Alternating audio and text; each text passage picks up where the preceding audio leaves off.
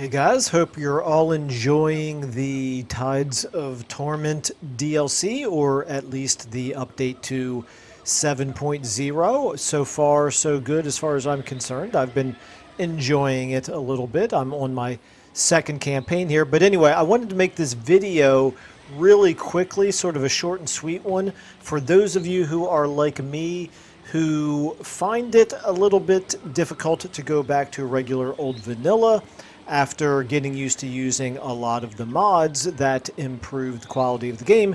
So what I've done is I've identified a handful of mods here that I've gone through and started testing. Mods that I thought would probably work without even being updated necessarily on the Steam Workshop, although one of them has been.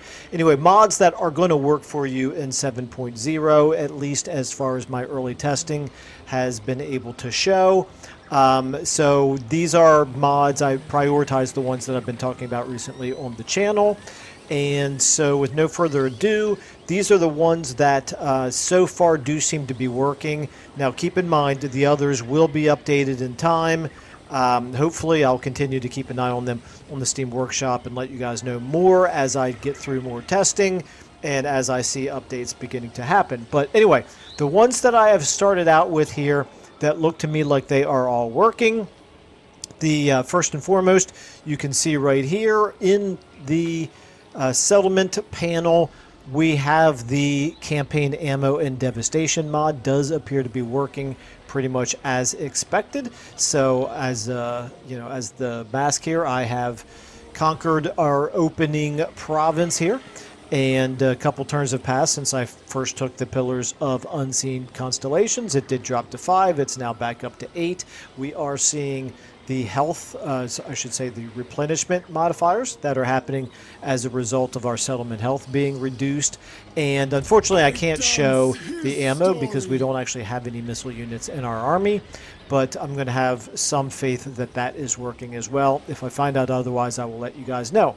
But anyway, first and foremost, I really wanted to prioritize this one because I do like having things that counter the snowballing effect in Warhammer 3. So yeah, this was a high priority for me. Now, when I get a chance, maybe even the very next campaign I play, I will also try the slower expansion settlement supply lines mod as well, which is another way to counter the snowballing effect. But I don't, even though it does seem as though, as somebody mentioned, you can use the two of them together. I've only tested this one with just the campaign ammo and devastation. Okay, anyway, while we're on the topic of talking about the settlements here, we do have the more sensical public order mod. It appears to be working just fine. Again, this is the kind of thing that I would expect to work even after a DLC comes out. So that's good. I really like that. It makes the control here a little bit more meaningful than what it is in vanilla. It gets rid of the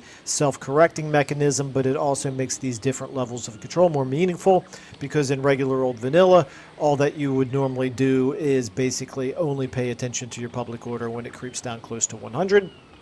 So this gives you a reason to actually try to maintain better public order in your settlements. Okay, next one I want to talk about is no grand strategy game would, or of Warhammer, would be complete without a campaign movement range mod.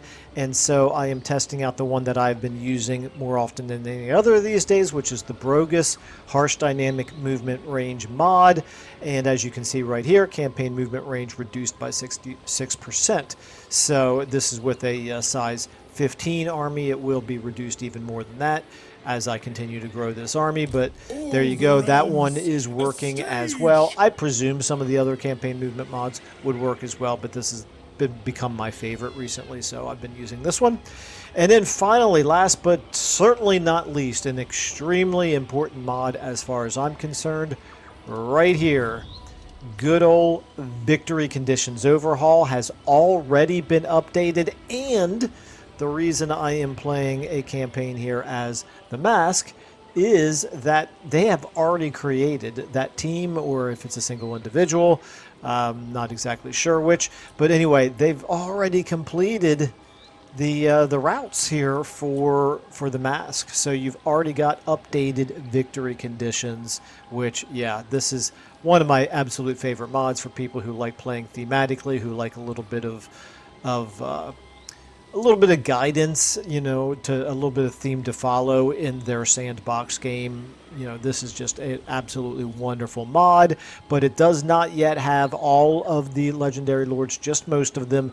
And I believe, at least as of this moment that I'm recording, the only one of the new legendary lords added by Tides of Torment to have victory conditions added is the mask. So anyway, you can go ahead and use all 4 of these mods without fear of them breaking your game, at least as far as my testing has led me to conclude up to this point.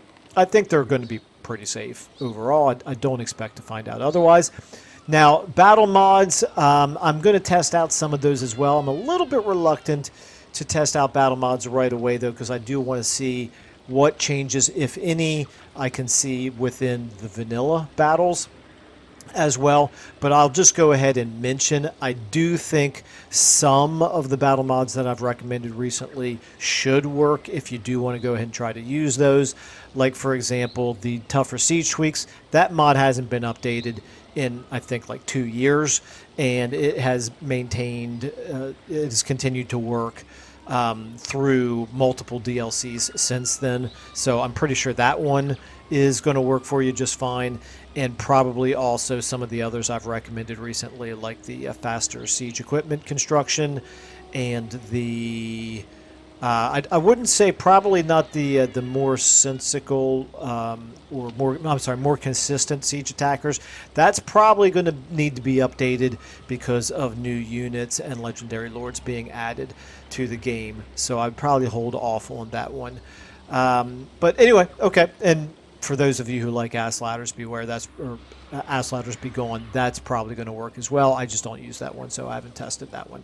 All right, but anyway, like I said, I'll take a look at the battle mods later on. I just wanted to go ahead and give you this video to let you know that at least some of the what I consider the staples of grand strategy to mod this game do seem to be working. And anyway, if you have any others to mention, either you've tested them out, and, well, if you've tested them out and they are either working or definitively not working, please leave those in the comments below.